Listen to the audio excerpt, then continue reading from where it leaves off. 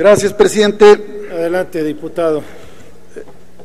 Esta reforma conceptualmente es digna de una revisión desde los politólogos, los estudiosos de los sistemas electorales, del parlamentarismo, y es, digamos, políticamente correcta desde el punto de vista de la normalidad democrática. Yo respeto y valoro la iniciativa que presentó el diputado Silvano Aureoles para constituir gobiernos de coalición en los estados de la República. Sin embargo, me parece que, al menos desde la óptica nuestra, que en esta reforma pasa un tanto lo que pasó con la de movilidad, que las circunstancias del país, aunque sea del orden político local, sin embargo, también las circunstancias del país irrumpen en lo que sería un modelo teóricamente correcto, pero que, dada la coyuntura y las circunstancias que hoy vive México, definitivamente nos obliga a revisarla con mayor cuidado. En primer término, en los hechos en México se dio un gobierno de coalición. Desde el arranque del sexenio en curso, el 2 de diciembre, se articula el Pacto por México como un modelo que vino a legislar en los hechos, que vino a imponer reformas y que vino a constituir una mayoría parlamentaria que aprobó reforma tras reforma, las cuales nosotros consideramos regresivas. Y hay que ver hoy cómo está el país, con un dólar lindando ya los 15 pesos, con un barril desplomado, con un país polarizado, y habrá quien diga que no es producto de las reformas estructurales, pero sí no podemos soslayar que hoy México vive una crisis económica, social, una crisis política y una crisis de seguridad. Por esa razón, nosotros no compartimos el espíritu de esta reforma. Cuando hay un cuestionamiento a los gobiernos divididos, cuando hay un cuestionamiento a la oposición, que en un régimen democrático es un contrapeso al poder público.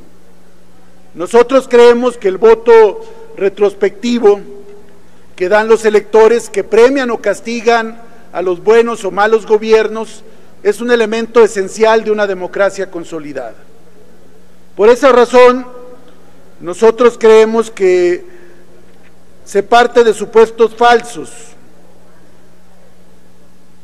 Se ha justificado la propuesta diciendo que el gabinete sería mejor o de mayor calidad por el simple hecho de ser ratificados por el Poder Legislativo, lo cual no necesariamente es cierto, porque lo que México ha vivido es que se reparten las cuotas partidistas y no se privilegian los perfiles profesionales o la calidad ética de los aspirantes, sino el arreglo, el reparto del pastel para acomodar los cargos públicos.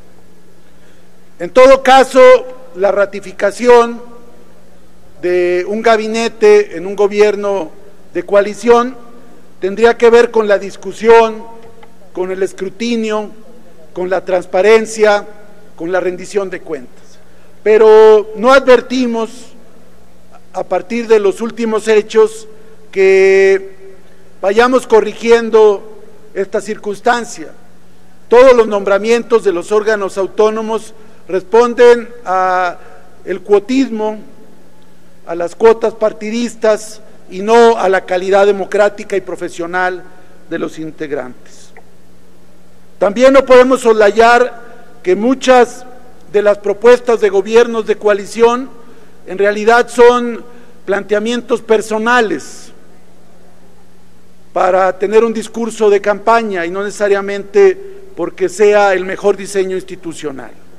Nosotros hemos visto que lo que México vive hoy con el pacto, o lo que ha generado el pacto, sus frutos podridos, pues no necesariamente fueron cuestiones positivas.